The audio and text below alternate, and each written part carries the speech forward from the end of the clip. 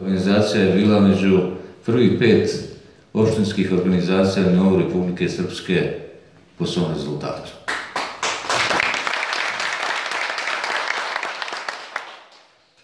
Oštra Luka jeste mala sredina, ali za mene lično i za rukovodstvo naše partije je velika partijska sredina. Zašto? Zato što imate rezultate.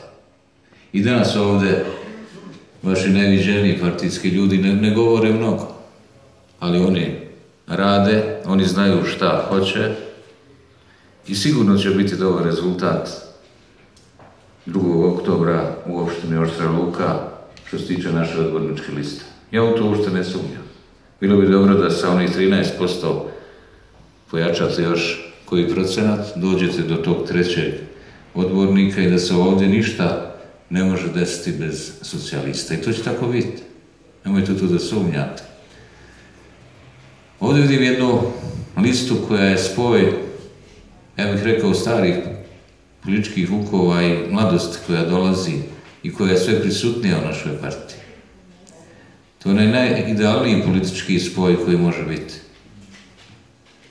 Kad su iskusni ljudi s jedne strane i mladost koja dolazi s druge strane.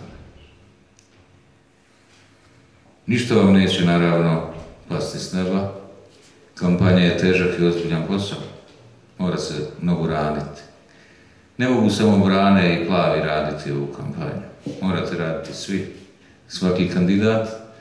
I ono što je veoma važno, želim da vas ohrabrim, svakog kandidata, prije svega u sljedećem. Nemojte da podcenjujete sebe. Drugi ništa nisu ni bolji, ni moćniji od vas. Svako od vas ima svoj politički i životni kapacitet i iskoristite ga.